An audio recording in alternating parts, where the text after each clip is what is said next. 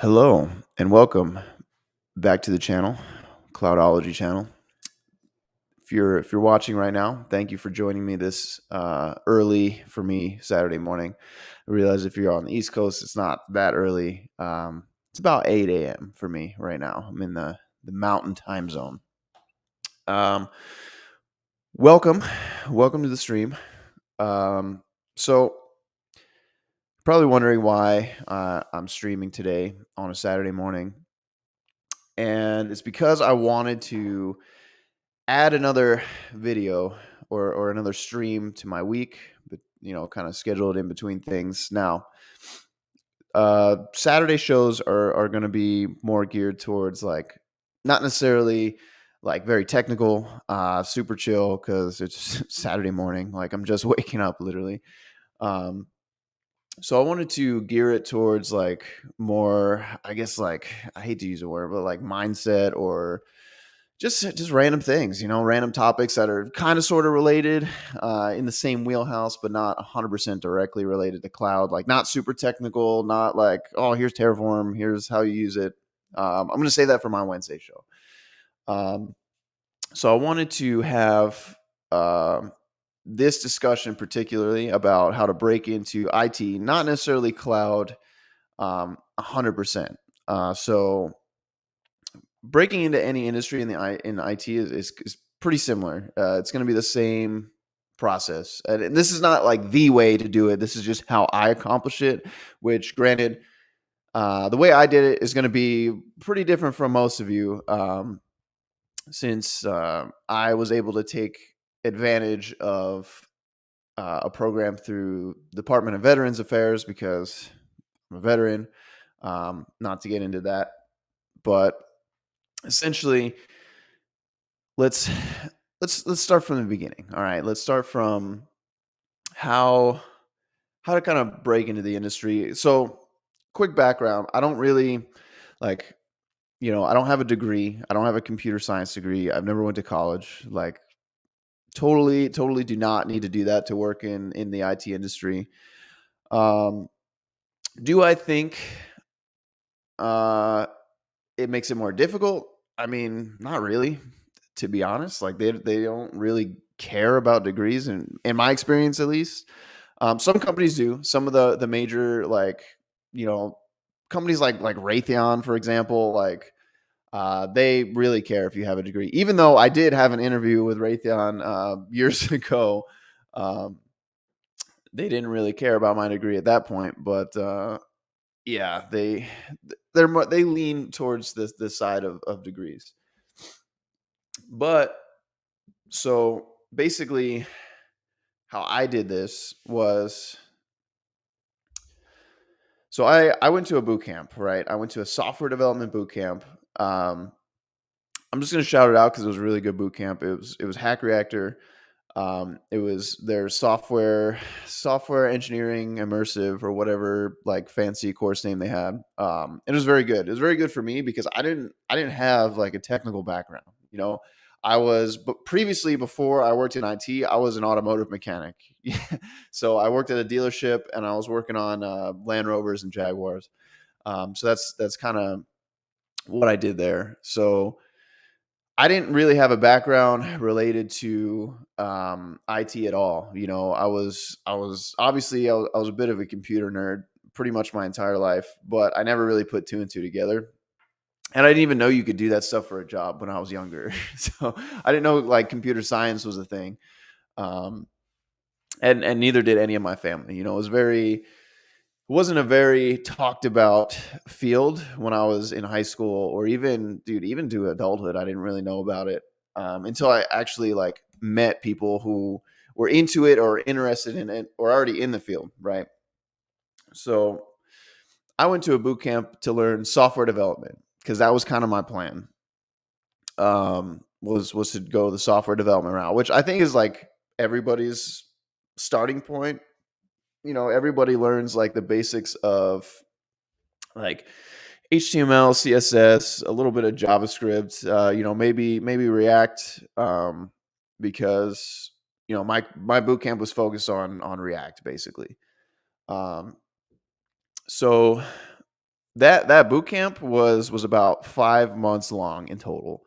So, it was I started in I think it was in January I think it was, like, January 2020. Like, I quit my job, um, and I went straight into this boot camp, right, that I had signed up for via what's called the Vet Tech program, which at the time was given by the VA. I don't know if that program still exists anymore. I know it was like a pilot program, so I don't know if it like they made it a full fledged program yet. I do think they plan on doing it because they've seen a lot of success from it, from what I understand. So basically what the vet tech program was for veterans out there, please leverage this if you can, because holy crap is it like insanely good. Like seriously, it is probably the best program the VA has like in its entirety, and I'm giving you away the free sauce because I didn't know about it. I had to find it myself. No one told me about this. The VA, it's not in any of like VA's publications or anything like that. It took like extensive Google searching for me to be able to find this at all. Like nobody knows about it and nobody advertises it. So it's called the Vet Tech program. Um, and essentially what it is you, if you have one day, if you have at least one day of GI Bill left, essentially they will pay you to go to, technical related boot camps. It could be cybersecurity. It doesn't have to be like software development. That's just the one I picked because it was more like in the direction I wanted to go, right? They have a bunch of options you can choose from, and Hack Reactor happened to be one of them. So obviously I chose that one. And essentially, it is kind of like a performance based thing, right? So you need to actually do well in the course in order for them to fund it and continue to push you forward in the program, right? So you have to essentially so you have to get into the program one, and when you get into it, that's when they begin to pay you. So they actually pay you like E5 BAH to go in, which is basically like the Army's standard housing allowance for whatever area this boot camp is in. So you end up doing that, and then when you finish the first half of the course, they pay the boot camp, you know, the first half of like tuition, if you will. And then after the second half, after you complete over 50% and you graduate, they pay the second half. So very cool program. Literally all you have to do is like sign up at the time that I did it, all I had to do was sign up on their site, get approved for it, make sure I had like one day of GI Bill left, which I did because I didn't really use it. Like I used it for like a technical school, but I had a ton left. I think I still do. Honestly, I need to look into that and see what else I can do with it. Maybe I go to a flight school or something like that. Who knows? Um, but that's how I ended up doing it, and it didn't consume any of my GI Bill. So literally like 5 months free, and I still have the same amount of GI Bill as when I started. So that is pretty awesome. If you're a veteran, please look it up. If you're not, sorry, I don't know what to tell you. Um, No, but I would even if you're not a veteran, I would definitely recommend a boot camp, dude. Like, especially if you know nothing, going from not knowing anything because I didn't know anything. I didn't know what a variable was. I didn't know what a function was. I didn't know what HTML was, dude. I was like super boomer when it came to like actual code. Had no fucking idea what was going on. Um, so it was very good at getting me up to speed.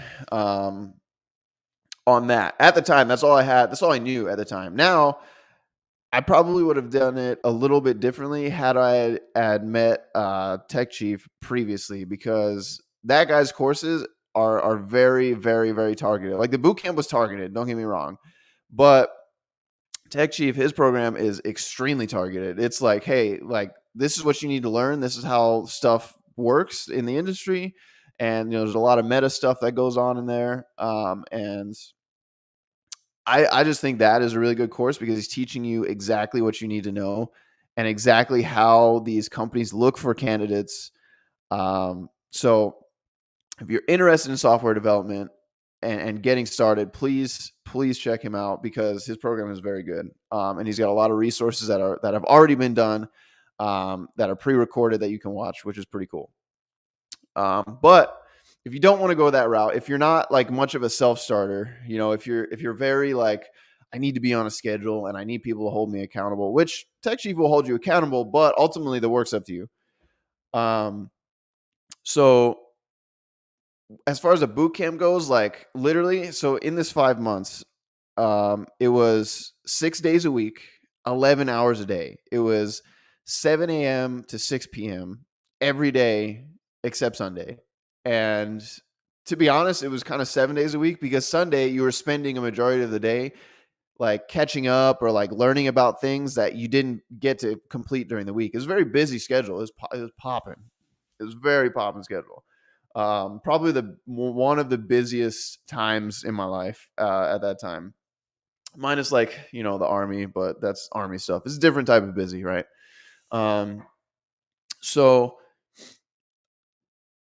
essentially, actually, the first time I applied to this boot camp, I actually failed the entrance exam.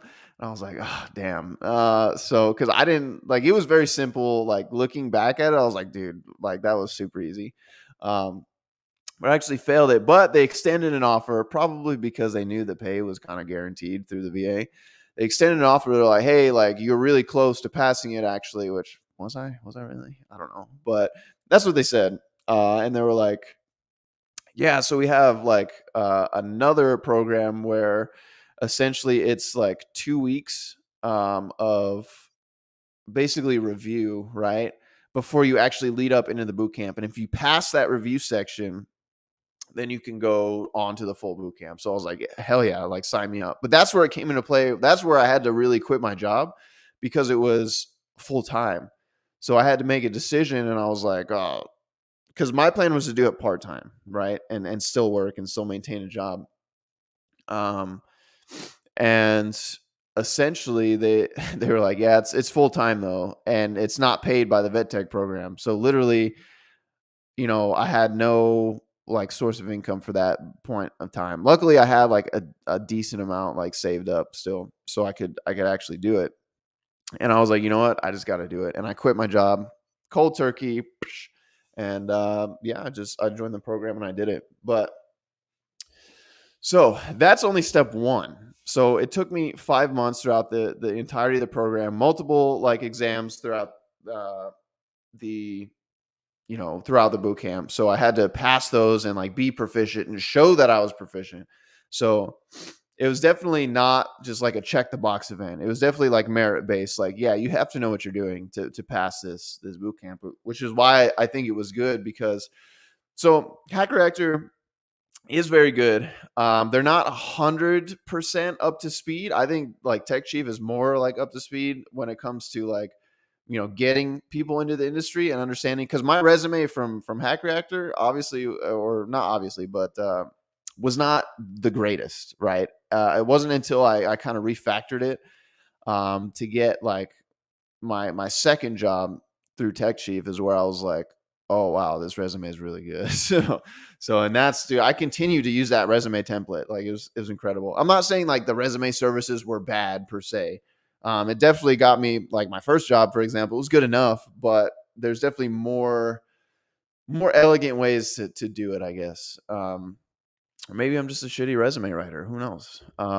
But anyway, so that first 5 months was like step one. That was little did I know at that time. That was actually the easier part was just being held accountable for a schedule that you're in, and completing tasks and like actually completing projects to get on your GitHub, right? So that is the main premise behind I think any viable course is like how many projects are you doing and how are they are they viable projects to put on GitHub that people like would want to look at and that are like that you can bring up in an interview and be like, oh, this I saw this project that you did, you know what I mean? So that's the name of the game is getting some type of project on a portfolio, like on GitHub specifically. Um, because that's kind of like, again, it's your portfolio. That's how you can show people like, hey, I'm not just saying I can code. I actually made this. So please hire me. So that's kind of the way it is, you know. So a lot of people don't understand another misconception with the IT industry as a whole is it's not like the normal job world where you're like, oh, I'm going to, apply to like 5 or 6 jobs, and I'll probably hear back from one of them. Hell no. It is completely different. Like the first week before I graduated from this boot camp, I had like almost 300 applications in. So I had 300 applications out with my, built resume, my portfolio, and I still barely heard from anybody. Right. So it was very different from, another world where you apply to like 1 or 2 jobs and you're going to get an interview from one of them. It's totally different. Like these companies will absolutely like, you'll send them an application. You'll never hear anything about them. So, it's very different. It's very different. And I think that's what discourages a lot of people is because they put in all this work up front and they start applying to jobs and they're literally hundreds of applications in and they hear nothing. They either hear nothing or, they get a couple interviews and they went terrible. That's the name of the game, man. Like that's pretty much it. Like, because you have to kind of learn how to interview for these places, right? So obviously, like if you're not getting a lot of hits, like actual interviews and people calling you and setting up meetings with you, then there's something wrong with your resume at that point because they're not, they're seeing your resume, they're not impressed, so they're like, screw this guy. You know what I mean? So that's kind of how you can narrow down like where you're deficient at. If you're not getting a lot of callbacks, interviews, talks with recruiters, it's probably because your resume sucks. Then when you get to the actual, so you fleshed out your resume and you get to the interview process, right? That's when, you know shit really hits the fan, honestly, because that's where you have to talk technical. That's where you have to talk to people who have been in the industry for a long time, um, and have been on the job a long time, and they know what they're talking about. So you kind of have to talk to them about that. um, that's where it can get difficult, and that's where I think even more people get discouraged, is because they go through an interview and they just completely bomb it, and they're like, "Oh, dude, I suck." No, you just suck at interviewing for IT because it's totally different. It's totally different than any other job field. It's not just like, oh, all I got to do is make the guy feel good and about me, and they're gonna hire me. That's It's not the way it works. Like you have to show technical competence, which is very hard to do in front of someone that has, been in the industry for many years, and they're watching you code, or you're doing a take home coding challenge, and you're on a time crunch, like, hey, we need this by like, in a day or 2 days or 3 days or whatever. So it's very difficult when you're given a challenge that someone else kind of like created, and then you're like, okay, I have to complete this challenge and then send it back. It's very, dude, it's stressful. It really is. Like I understand. I've been there. I've done that, and it sucks. But I assure you that it will pay off eventually. It's gonna take a while. Again, like when it comes to applying for jobs in this space, it's like you have to kind of like stack the pipeline with like your resume. So do the work like a couple months prior. So, start setting out applications, start working on like interview style questions, start working on your technical ability in interviews. And then, a couple months down the line, then you'll start getting hit. It's really weird how it works. There's like a delay. So it moves the hiring process, especially for your first job, dude. Like I'm telling you, you're going to put in a ton of applications. You're going to talk to a ton of people, and you're going to get rejected a lot. But all you need to do, all you need to do is get that first job. After you get that first job, it becomes exponentially easier to get better and newer jobs. Literally, almost as soon as you have something on your resume that's like actual work experience, or something on your LinkedIn. By the way, LinkedIn, incredible resource. Please use LinkedIn. That is probably, I've gotten most of my jobs through LinkedIn. So I would highly suggest you do that. Um, so that's once you get that first job, dude, you're in. You've broken into the industry. Congratulations, you've done it. Um, and after that, like sky's the limit at that point. But getting that first job is very difficult, especially so cloud. I think is even more difficult because again, that's more of a it's more of I hate to say advanced because I started in cloud, but I kind of got lucky. So my story is like I know somebody that already worked in cloud, right? He had already been in the industry at the time for like I think like 4 to 6 years, I think. So well, I think it was like 4 years. So it was, still he's been in the industry for way longer than I have, right? Um, so I was kind of going through this boot camp, and I was just gonna throw it out there as a feeler. I was like, hey, I got done with my boot camp. Like, here's my resume, and kind of send it out. I'm not gonna dox him. I don't know if he wants to be in the public space, but very good friend of mine, still friends to this day. Great dude. Um, and he was kind of like, "Oh yeah, just shoot me your resume and I'll get you an interview with this team." And he was like, "In the meantime, kind of like learn about some cloud tools, like like Terraform, for example." And I was like, "All right, cool." Had no idea anything about cloud. Had no clue, like at all. So I kind of had to learn like what Terraform was like right after the boot camp. So I went from learning all this stuff about software development. I'm like, all right, cloud tools, and I pivoted immediately towards like back end and cloud stuff. You know what I mean? So I was like, all right, I need first. Literally, the first question I googled was, "What is cloud?" And I was just very blown away. Like it was a whole different like I learned all this stuff and then there was like this whole other layer of abstraction that I was like, I have no idea what any of this stuff is. Eventually, by the time I got to that interview, I kind of understood the premise behind cloud and I understood like the common tools that they used. And I've even redeployed some of my projects using Terraform. So, very bad Terraform at the time because like, I was just barely understanding it, but still use Terraform, still put it on my resume. Best believe. But anyway, that was kind of, I knew somebody in the job. I apparently he spoke very highly of me because literally my interview process, and I know some people that have been interviewing in IT are probably going to get mad at me when I say this, but literally it was a conversation for about 30 minutes, and then I had an offer, like, the next day.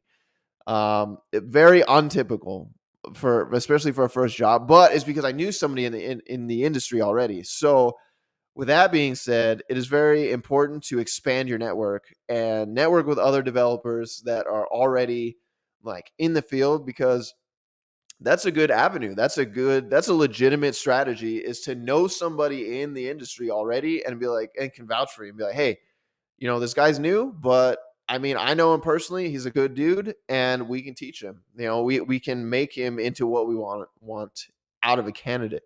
So, I definitely think that is the route to go. I mean, what's the old saying? Your network is your net worth, right? So without your network, like you're nothing.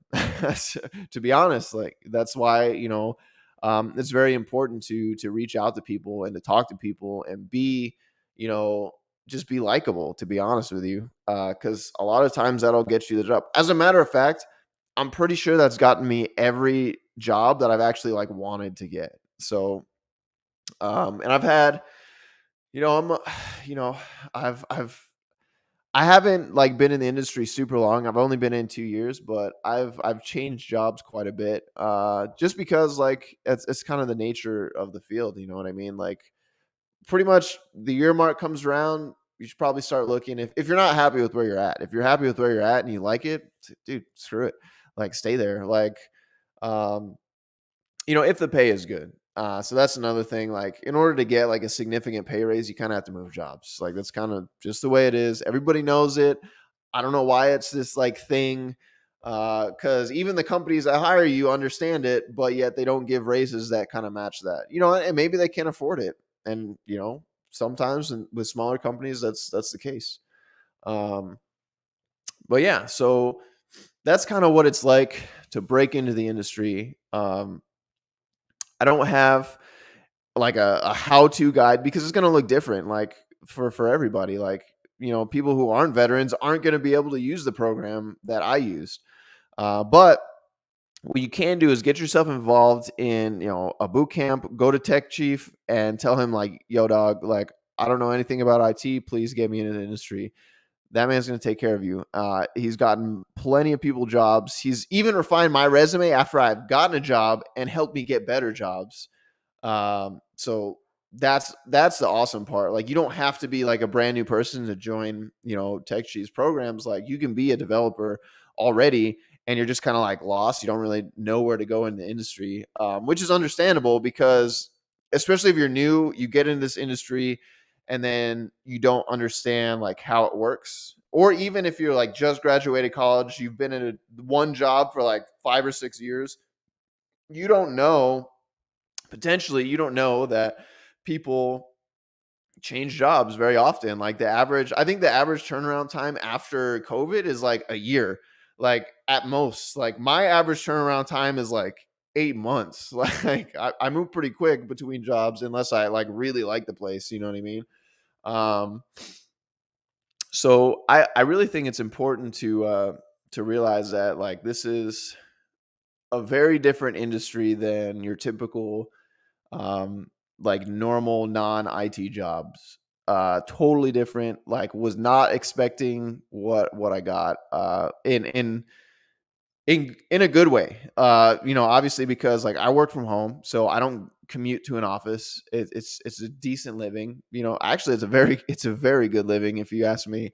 Um, and a lot of people give me the like, oh man, I couldn't sit in front of a computer screen for 8 hours. I'm like, dude, you don't. Like, honestly, like sometimes, when work is busy, I'm in front of the computer for a while, but I make a point to take breaks in between, like, trying to figure out to solve a problem, because like sometimes it gets to the point where it's like I'm just spinning my wheels and I'm not making any real progress, and then it's like, all right, I got to get up, go do something else for, a couple minutes, come back, look at the problem again, and I'm like, oh dude, it's just this, like, duh. And then I fix it and then I continue on, and that's kind of how I work. You know what I mean? Like, I get to the point where I get stuck and then I'm like, all right, let me back up, take a minute, go do something completely unrelated, like go like make coffee, or like go like bother my dogs, or something like that, like, or just take them outside and just like sit outside for a minute, come back, and I look at the problem and I'm like, oh, dude, why couldn't I not figure this out 5 minutes ago? But it's crazy what that can do. And it's very much solves the problem. But that's another topic for another Saturday. We want to focus on breaking into the industry, and I think I covered it pretty well. Like I said, develop a plan. First off, if you're not in the industry or you work in a different industry, the end goal obviously is to get in this industry. That should just be your end goal. Don't worry about working for a specific company. Don't worry about like, oh, I really want to work for this company, because honestly, probably not going to happen.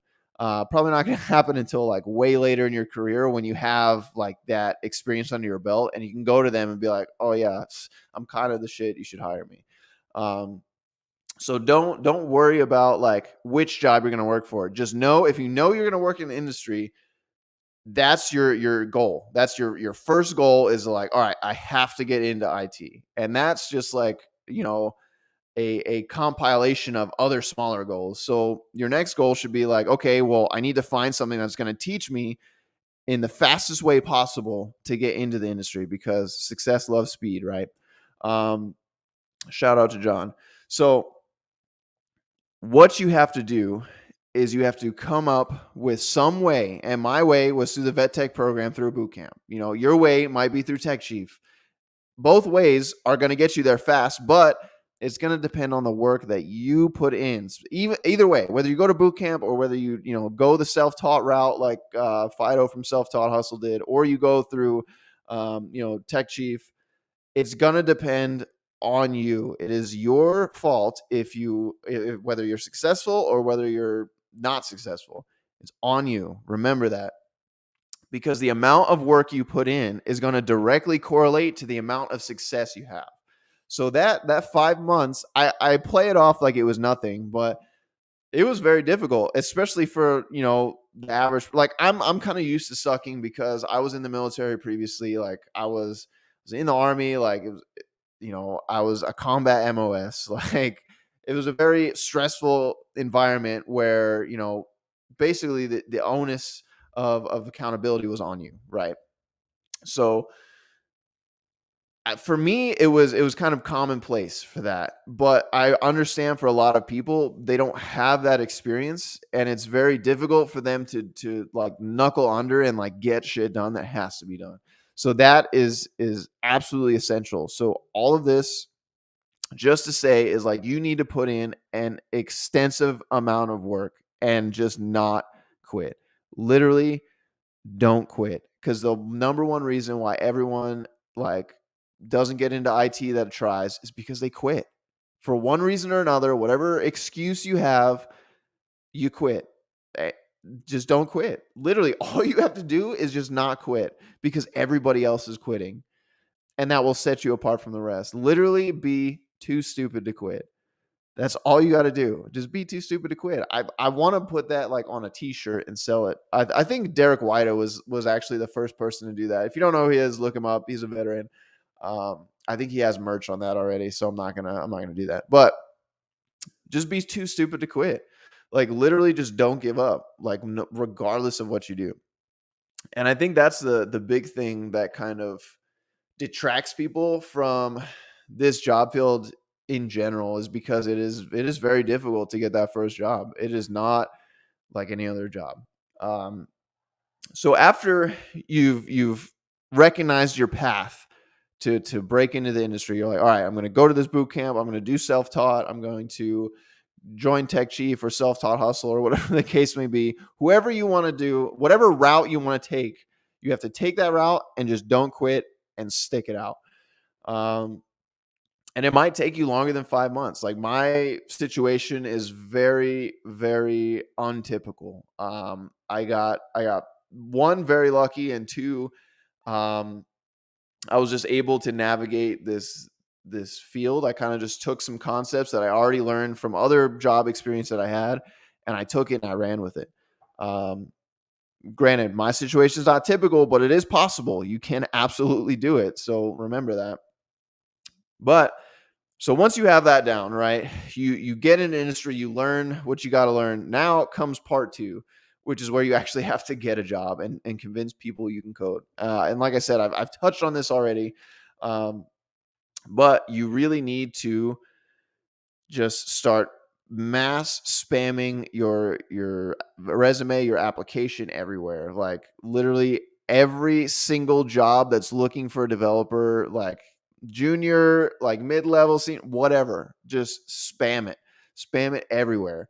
Doesn't matter. Like even if you don't meet ignore the qualifications. Honestly, ignore them, because I have applied, interviewed, and gotten jobs where I was absolutely not qualified for, but because I said, you know what, I can learn all that stuff. I know I've already learned the hard shit, so I can do this. Like it's not a big deal.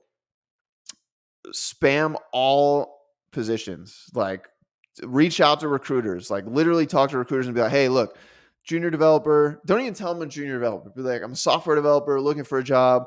Um, can you help me out? Like outreach to recruiters on LinkedIn. That's their whole job. They get paid to recruit people. So they're going to give you the time of day. Mostly it's like mid-level senior people they want to look for. But dude, where do you think mid-level and senior people come from? They come from junior developers. So definitely do a lot of outreach there. And then once you get that first job, the most important thing is to don't kick back once you get that first job. Like do not coast. Don't do it. Don't take your foot off the gas. Do not do it. When you get that first job, learn that job well, but continue to learn new shit, right? So get that job, do your job, utilize their resources. A lot of companies will like pay you to, or like pay for your further education in this career field, getting certifications and stuff like that. Always keep learning new stuff. Always. Like the more new stuff you learn, you could potentially bring that to your company and be like, hey, I learned this new thing. I think we should do it this way. You know what I mean? Or just suggest it. Um, Not only that, but it's also building more skill sets for you to get your next job on top of it. So when you have skin in the game and you've done some stuff and you have stuff on your resume that's actual work experience, go like continue to learn and then go apply for more jobs while you're still at the job. And let me tell you, the pressure is completely off because you don't need a job, you already have one. But you can passively talk to recruiters and you can passively talk to people who are looking to hire developers, doing interviews. Keep that skill of interviewing, keep it up because you'll lose it. It's really weird, like you get really comfortable at a job and then you start interviewing again, a couple years down the line, and you're like, damn, like I kind of forgot how to interview with these people. You know what I mean? Or like I do it just to keep up with like what the market wants and where the industry is going. That's kind of like my litmus test for like, okay, what skill sets are they asking for? Are they asking for tools I've never seen before? I should probably look into that and learn that technology. Even if I don't use it at work, like I'll most of the time I'll try to like take it and like apply it to like some of my own stuff that I have going on, just to learn the tool and just to learn like what's going on with it, just so I can speak to it when I actually apply for jobs like that. So once you get that first job, do not take your foot off the gas, because that is just like that's like level one. You know what I mean? That's like, okay, this is like pretty cool, but there is so much growth potential from that. Like it's incredible. Don't stay at a job for like 4, 5, 6 years. Don't do it. It's just not. It's not worth it. You're gonna get pigeonholed into like knowing one set of technology really well, and you're going to, um, kind of become stagnant when it comes to different trends. Now, if you're a couple jobs in and like you really like your job and you're working with cool stuff, then fuck it. Like if you want to stay, just stay. Like it's up to you. If the pay is good. But if you're at all doubting like the amount of pay they pay you or the technology stack or whatever the case may be, you gotta move. You gotta switch jobs. You gotta keep flexible. You know what I mean? Um, yeah. So that's pretty much how I broke into the industry. Hopefully, I gave you some insight on like how to get in an industry if you don't have the same situations that I had going on. But it is possible. Just do not quit. Do not quit at all. Um, and you'll make it in eventually. Like, yeah, it might take you longer. It might take you, dude. It might take you years to get in an industry. But in my opinion, it's worth it because the quality of life is substantially better than any other job that I've ever had. Like it's incredible, and it makes me want to work even harder in this industry. Like it's very weird how it works, but that's just my personal story. Um, that's kind of how I broke into the industry. Hopefully, this was helpful to you. I have an appointment that I need to go to very soon, and this stream went on way longer than I wanted it to, but that's cool because I was able to give you guys some meta. Um, so if you have any questions for me, descriptions for where you can find me. I'm on Instagram, I'm on Telegram. Check out the people I have linked in there if you want to get into IT because those people will help you. If you have any questions about cloud specifically, hit me up. I'll answer them to the best of my ability, or I'll answer the question entirely. So, with that being said, have a good weekend, guys. I hope you get into this industry with the information I provided, and have a good one. Thanks.